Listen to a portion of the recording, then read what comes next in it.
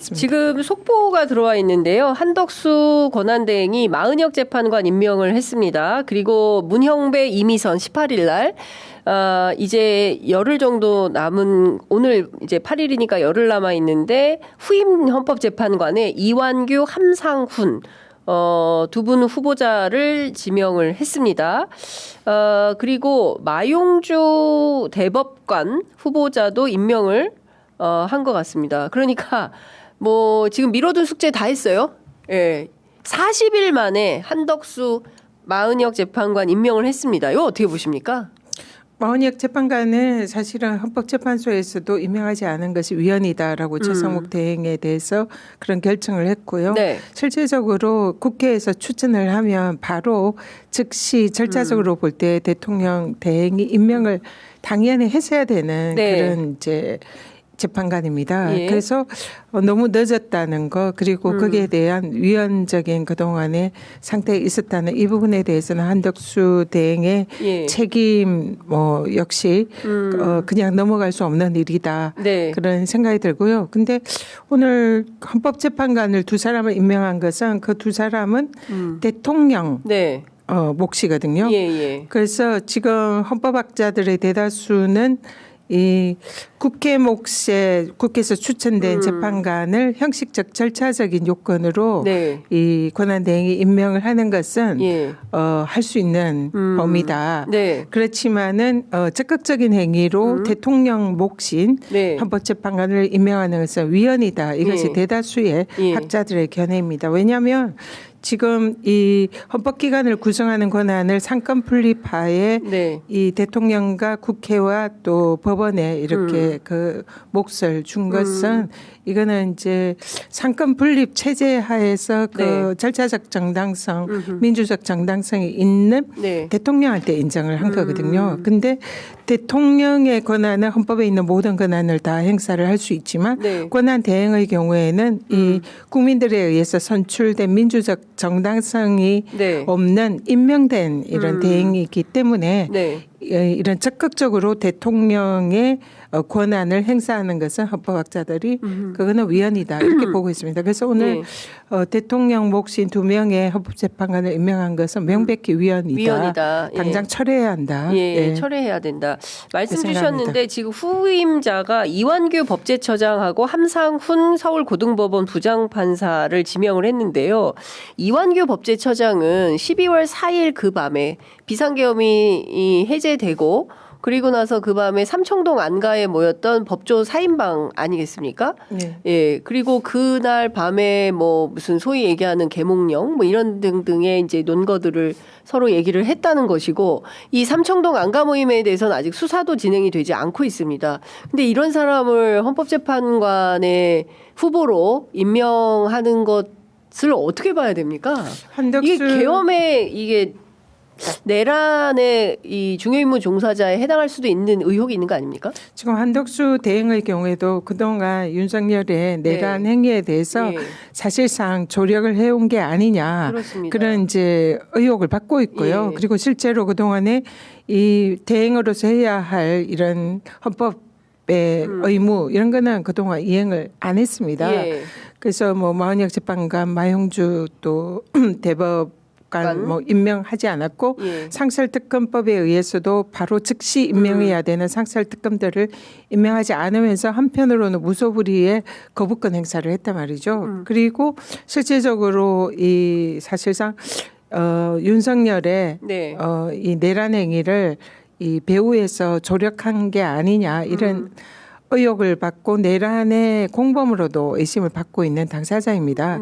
그런 상황에서 이번에 임명한 제가 다른 한 분은 아직 방금 막 뉴스를 접해서 모르겠는데 이완규 법제처장의 경우에는 국회에서도 계속적으로 이 내란 행위에 대해서 사실상 내란을 인정하지 않고 그 법제처장으로서 거기에 법적인 정당성을 부여하는 그런 역할들을 해왔고 그리고 말씀하신 대로 삼청동 안가에 계엄 다음 날 그때 모인 사람이 김주현 민정수석 그리고 법무부 장관 또 이상민 행안부 장관 이완규 사실상의 윤석열의 최측근 법조인들이 모여서 그날 이제 그때 법사에서 그날 뭐 했냐 이랬더니 뭐 오랜만에 친목을 위해서 모였다. 그것도 대통령의 안가에서 그것도 계엄 다음 날 정말 얼토당토 않는 개변을 했고 실제로 이 법제처장 위치에서 이 사실상의 이제 여러 가지 계엄 절차나 이런 문제에 대해서 질의를 하며 항상 그 내란을 옹호하는 그런 지금 발언들을 해왔단 말이죠. 네. 그래서 그때 계엄 다음 날 참청도 안가에서 그때 뭐 사실상 핸드폰도 지금 교체를 하고 그렇습니다. 그때 당시에 있었던 모든 일을 이제 지금 사실은 부인을 하고 그렇습니다. 있는 이런 상황이고 그래서 수사 대상이 되어야 할 그런 당사자입니다. 네. 그리고 내란에 실제로 이 공범 역할을 했는지 이런 부분이 수사에 의해서 밝혀져야 되는 그런 의혹을 받는 당사자인데 그 사람을 한덕수 대행이 임명했다는 것은 한덕수 대행의 그동안의 내란 동조 행태의 또 다른 연장성에 있는 행위다 이렇게 보고요. 절대로 그대로 이 헌법재판관으로 임명이 되어서는 안 되는 인물이고 그는 또 지금 임명한 것은 위헌이다 이런 부분을 분명히 지적을 하겠습니다. 지금 그 이완규 법제처장과 함상훈 서울고법 부장판사를 임명한 것이 한덕수 권한대행의 뜻이라고 봐야 됩니까? 파면당한 윤석열의 뜻이라고 봐야 됩니까? 지금 저희들이 계속 그동안 의심을 가지고 있었던 것은 기존의 기득권 법조 카르텔이 이번 내란 사태 배후에 있지 않나. 법조 카르텔. 거기에 대해서 법기술 지금 그동안 현란한 법기술을 이제 또 시전을 했고 실제로 그런 법기술에 의해서 내란 수괴 혐의를 받는 윤석열이 어이없게 지금 석방이 되어 있는 상황입니다. 이런 거에 이 사실 이런 이제 지금 아까 삼청도 안가에 있었던 그런 사람들도 이제 그런 법기술을 제공한 게 아닌가 이런 지금 의혹이 있는 거죠. 거기에 이제 지금 외곽에 있는 뭐 전직 뭐 검찰총장 출신이라든지 또 현재 지금 아직도 대통령실에 있는 민정수석이라든지 이런 이제 여러 그런 법조 카르텔이 작용하는 게 아닌가. 그래서 그런 세력들에 의해서 이번에 헌법재판관도 임명이 추천을 하는 이런 흐름이 한덕수 대행과 함께 이루어진 게 아닌가 이런 추정이 됩니다. 네. 그런데 이게 다 떠나서 만약에 이게 윤의 뜻이라고 한다면 이 사람 지금 아직도 자기가 대통령이라고 착각하는 거 아닙니까? 지금 아직 관저에서 나오지도 않고 있잖아요. 그리고 관저에 사실 불법 점거죠. 관저 불법 점거. 네, 실질적으로 자격과 권한이 없는 사람이 관저에 지금 현재 점거를 하고 있는 상태입니다. 명도 소송 해야 됩니까 이거? 그는 이제 민사고요. 일단 국가가 해야 하려면 주체가 될 수 있죠. 국가가 주체가. 그걸 일단 변론으로 하더라도 불법 점거 상태에서 그냥 가만히 조용히 있으면 되는데 그 안에서 정치를 하는 겁니다. 그렇습니다. 이 국힘의 뭐 지도부 의원들 2명 가서 접견을 하고 그리고 나경원 의원 뭐 이런 가서 뭐 접견도 하고 그것도 또 조용히 하면 될 텐데 그냥 신문이나 인사를 간 그런 정도면 그냥 조용히 국민들 모르게 하면 될 텐데 그걸 외부에 공개적으로 메시지를 내고 뭐 이재명 민주당에게 뭐 정권 조사는 안 된다. 뭐 국힘이 뭐 대선에서 승리해야 한다. 뭐 이런 식의 정치적 메시지를 냅니다. 그렇습니다. 사실상 지금 불법 점거한 상태에서 관저 정치를 하고 있는 거죠. 굉장히 이거는 이례적이고 아직도 헌재 결정에 대해서 승복하지도 않고 국민들의 사과도 하지 않고 있잖아요. 그리고 자신의 지지자들을 향해서 일종의 선동하는 메시지만 지금 내고 있잖아요. 그렇습니다. 그래서 이런 일련의 상황을 볼 때 여전히 윤석열이 이 막후에서 어쨌든 한덕수도 그렇고 뭐 자기가 다 임명한 사람들이지 않습니까? 그러니까 자기의 영향권에 있는 현재 이 정부나 국민의힘 이쪽에 여전히 영향력을 행사하고 정치를 하고 있다 이렇게 보입니다. 자 그러면 지금 말씀 주신 대로 뭐 대통령실 참모들 불러가지고 그날 파면된 날 저녁에 만찬을 하면서 나는 앞으로 새로운 인생을 살게 됐다라거나 변호인단을 통해서 뭐 메시지를 또 내가지고 이 변호인단도 불러서 또 만찬을 하고 나경원 불러가지고 차담을 하고 국민의힘 2사람 또 그 지도부 불러가지고 그러니까 끊임없이 이런 관저 정치를 하면서 승복은 하지 않고 내전을 획책하고 있는 중인가? 라는 생각도 좀 듭니다. 왜냐하면 이 사람이 지금 자유인이 돼 있는 상태 아닙니까? 감옥에 있지 않기 때문에. 그래서 빠르게 재구속이 좀 필요한 상황인데 수사기관이 안 움직입니다. 어떻게 봐야 됩니까? 지금 그 사실상 검찰이 지금 윤석열 내란 혐의에 대해서 네.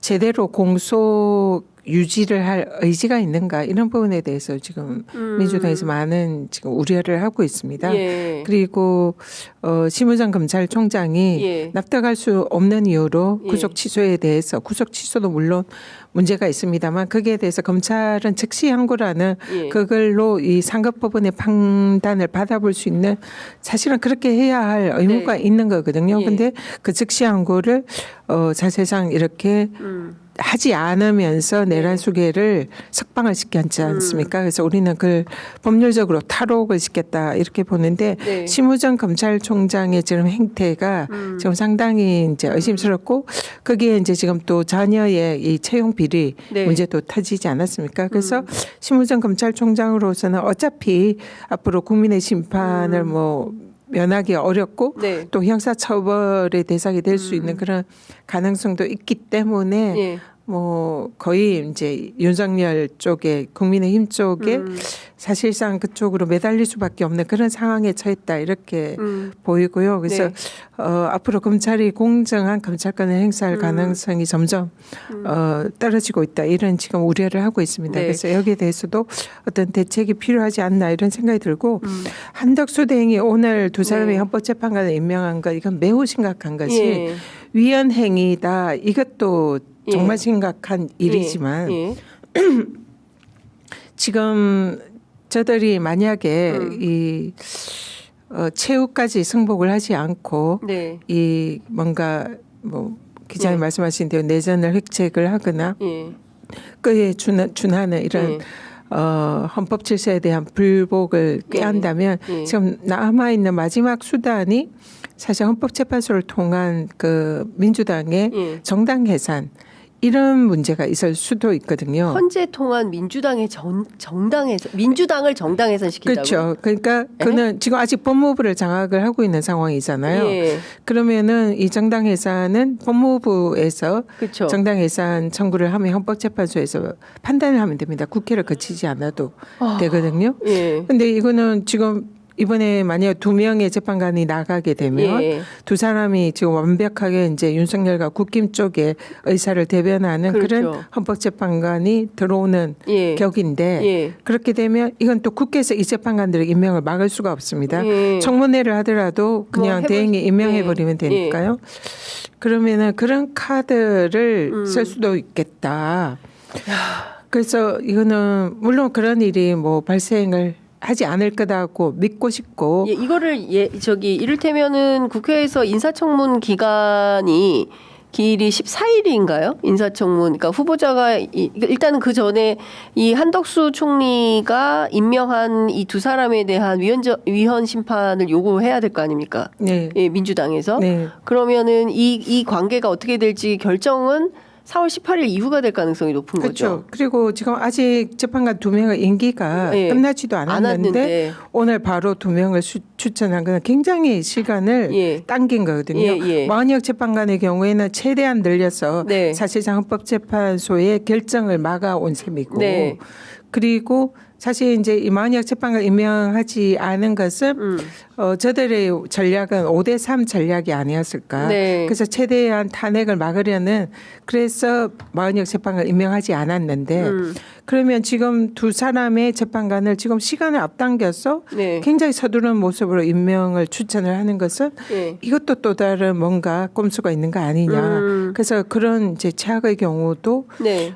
염두에 두고 네, 있는 거 아닌가 이런 생각이 드는데 이거는 뭐 제가 그냥 방금 든 생각이고요. 그런 일이 일어나지 않도록 예. 뭐 저희들도 그러니까 지금 이게 열심히 내란이 아직 안 끝났어요. 챙겨야겠습니다. 맞습니다. 내란이 아직 안 그렇습니다. 끝났고 지금 개헌 얘기할 때가 아닙니다.